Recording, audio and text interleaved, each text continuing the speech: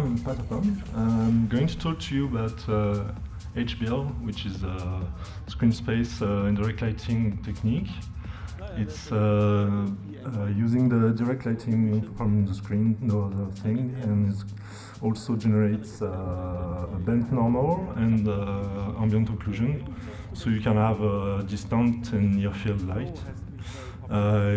We'll essentially focus on the implementation details because the technical and mathematical equations are in my paper. I give the link at the end. So this is working. So you can see a quick video of this is a scene on-off by Austin Schaeffer, Sponza Trium, classical. This is work in progress, but it's getting there. We start by focusing on the rendering. We see that the screen is split in blocks of 4 by 4 pixels. Actually, it's rendered into 16 slices, each a quarter resolution. We see that the top left corner of each block is actually rendering sequential pixel in each small buffer. We're doing this because it allows us to actually reach the entire screen and at the same time maintaining a high coherence of the cache. So actually a single pixel can reach the entire screen because even though the near field solution it's not that near. I mean, in Sponza Trium I traced rays that are 10 meters across, so it's not that near. What else? Okay. So what we do is we take a single pixel and we start forward, backward marching along 2 orthogonal directions. And it's using about 16 to 32 samples per pixel. And with a little noise to jitter every other pixel. It's important to understand that each slice is using the same directions in order to, as I said, to maintain the high coherence of the cache. So the jittering also is carefully set up not to make the adjacent pixels sample too far from each other. But each slice is going to rotate a little to actually cover the entire hemisphere rotation. Because the idea is just to have the hemisphere of light that you split into multiple planes. But each pixel is going to use only 2 planes. So it's kind of coarse, but at full screen it's noisy, but not really noticeable with nice temporal filtering. So what do we sample? So imagine we are the red line there and sorry, laser. We use the center pixel and scan along this line. We're going to take a side view, so forgive me for the poor animation, but we're going to rotate. And this is a simplified view of the depth buffer. So this is the camera axis, and this is the axis of our scan line, of our plane slice. And we are here, which makes this, yeah, here. We have our normal, and we are going to, at some point during the marching loop, we are going to sample the neighbor here. What we're going to do is first sample the depth here. That is going to help us compute the horizon angle. And we notice that the depth is also split into 16 buffers, each quarter resolution. Next we sample the normal, which is also split into 16. So each render buffer, small buffer, is using its own split buffer normal. And the normal is going to help us decide whether the X prime is going to face X and contributes to the lighting or not. It's important, otherwise back-facing face are going to light front-facing ones, which is wrong. And finally, we use the radiance and collect the radiance. So, what do? We start by we start the loop. It's a pixel for each pixel. We have a loop. At the beginning, we are going to project the normal, the world space normal, along our slice, which is in red there. this is facing toward the camera, and this is the screen space direction. And after that, we're going to collect the irradiance. This is the core of the routine, because we're going to accumulate thetas and increase the horizon angle to keep the maximum horizon angle. But for each increase, we're going to also accumulate the radiance that is stored for this pixel. And there's a quite simple formula to actually integrate the radiance that's collected for this solid angle. And so here we are at the end. We have back and front thetas for horizon front and horizon back somewhere there. And at the end, we get two angles, and we actually compute a bent normal from these two angles. And the ambient occlusion that we can see actually has a cone aperture angle. And so here we are with the bent normal buffer. It's really smooth. It's it's really great to sample the far light, and as we will see a bit later. We have the ambient occlusion, which is quite detailed. Also, I'm using the normal to initialize the horizon plane, which is adds a lot of detail, and I can't really understand why no one seems to be doing this, because it's really easy. Anyway, and we collected the irradiance. As you can see, it's a bit noisy, but with the temporal filtering, it's kind of okay.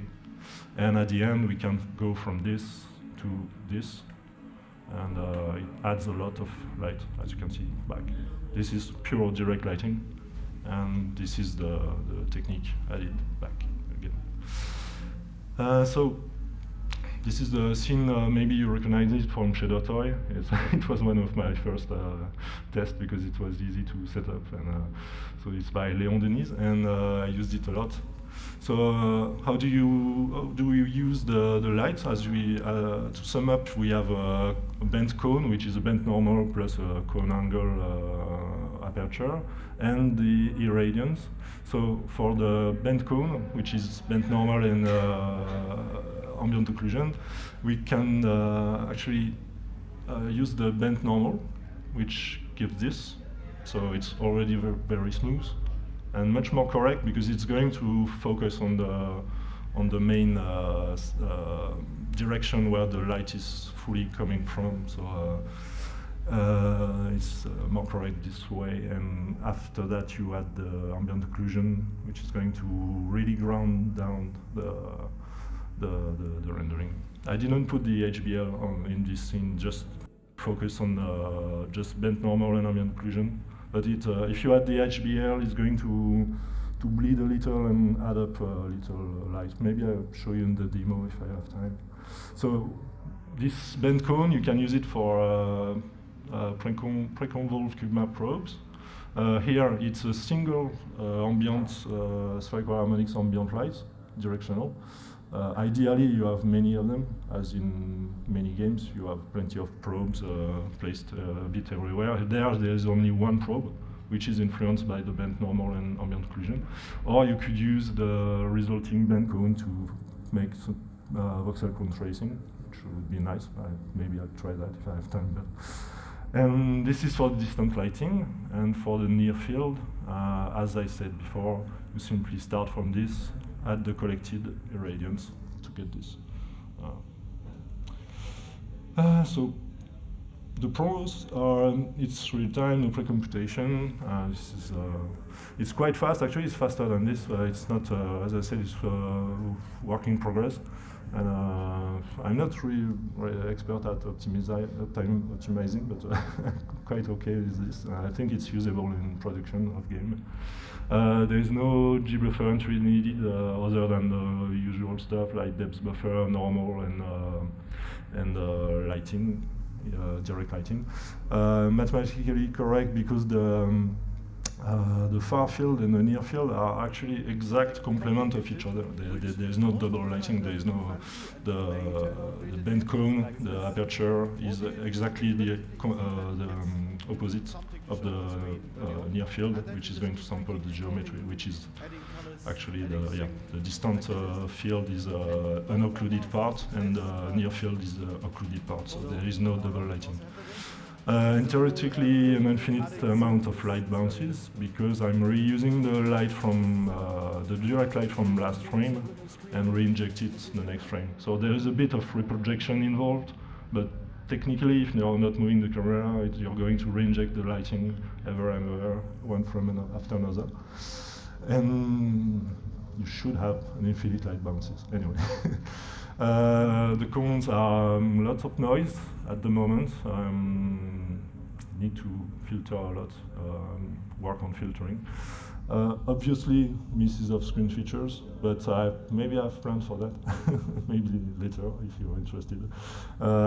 It's only for diffuse indirect lighting, so it's not replacing the specular screen space reflection. But maybe there is a way to unify both techniques, maybe based on Fresnel coefficient, something maybe focus the rays, or I don't know. It needs an additional diffuse lighting buffer, meaning that to perform the diffuse irradiance, you're going to need diffuse direct light, not diffuse plus specular. So you're going to have to split your lighting into two buffers using multiple random targets. And obviously it's subject to all the usual temporal and reprojection issues, so chroma, lagging, ghosting, everything, stuff. People are starting to be quite comfortable with these issues, because temporal anti-aliasing is quite well known now. Yeah, hopefully it's going to work. Where is it? Oh yeah, there. Pom. Okay, so, there it is. So this is the well-known Sponza atrium. It's kind of quite real time, really, and you can see the on-off. I don't know if you can see really well. If you focus on the lion head in the end, you can really see the difference. It's going to bring a lot of light. Otherwise not, and you have some nice color bleeding there.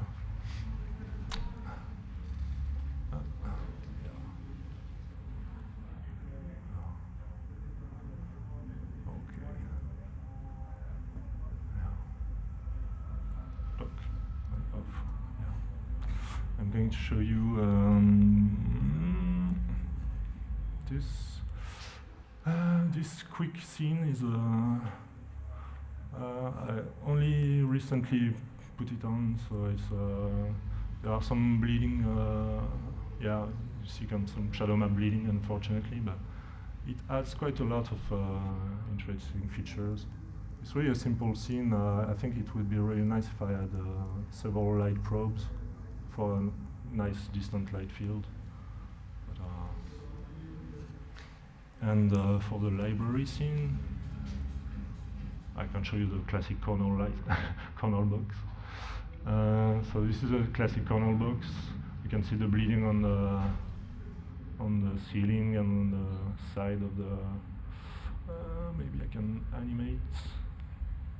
Yeah, so on off. And you also don't really show it often, but you can actually have some interesting area light effect you can have, but I think it's going to make a double usage with actual area light, so I'm not sure it's really usable, but you can do that. Have a nice terrain,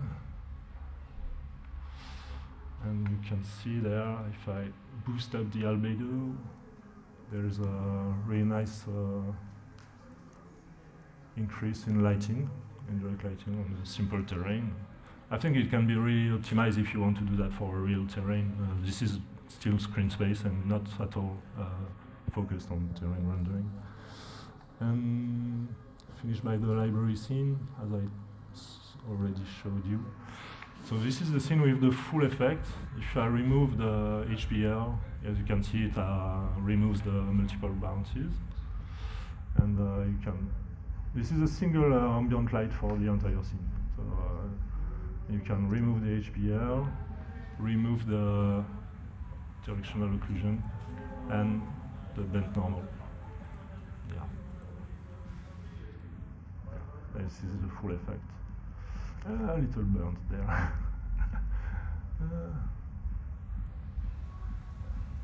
Right, so.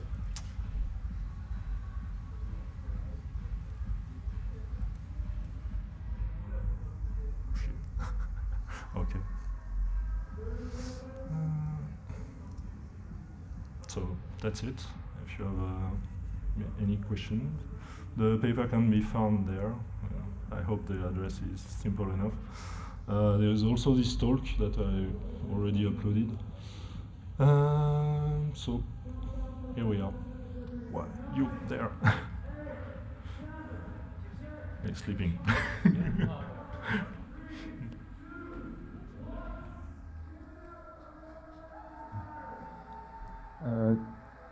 So you were talking about like the rendering at the beginning. I'm curious, how well does the technique integrate in an existing render pipeline? Like, what's needed for it to work? Is there a lot of work to plug it in? Too bad I haven't opened my paper, but because I have a pipeline rendering, I mean the integration. There's a basically I haven't tried it with forward rendering, only deferred. But actually, if you have your G buffer, you split, as I wrote, the depths, the normal, and the direct lighting buffer into small 16 buffers, and this is your input. There is also a bit of reprojection. So this is a simple shader. I did it in scatter ways. This is a compute shader that is going to reproject onto the next, with the next frame, current frame's camera, and I plug the holes with a nice mip-map generation.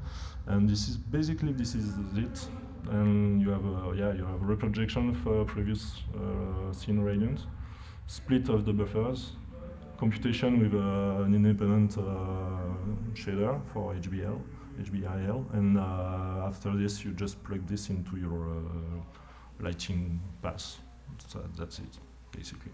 There is no reconstruction. You just deinterlace the pixels and use them like this. Just use the temporal filtering to make it look better. I still have a lot of work for this, I think, but it's pretty easy, I think. Cool, thanks. Yeah, there are some little details. I think I'll make the code available pretty soon, but at the time I'm using it for a game, and the game is going to be released in September, I guess. So maybe the code should be available July, August, just to let the guys who finance me just a little ahead. But it's completely usable in demos. It's really easy, I think.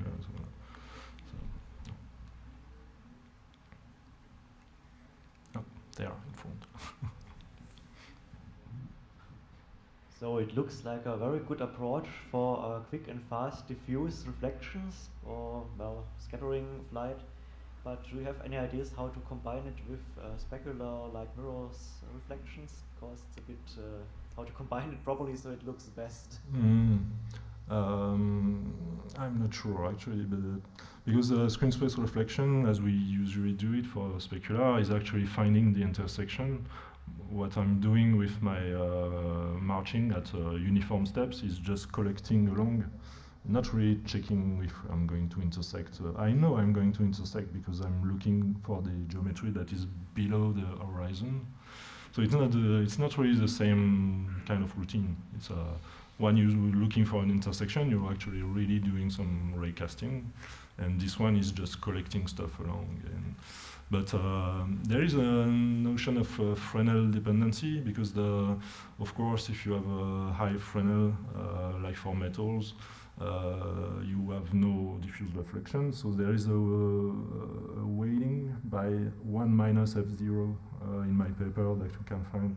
So because of this kind of lerp between the 1 minus f0 that is going to fully show HBIL and f0 which is going to fully show specular reflection, I think you can use that as a weight to maybe focus the rays and or make it, like I said, orthogonal.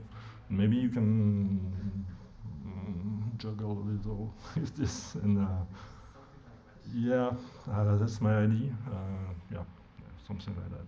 Maybe there is a way to, because tracing twice the yeah, is kind of expensive. SSR is quite expensive. Okay.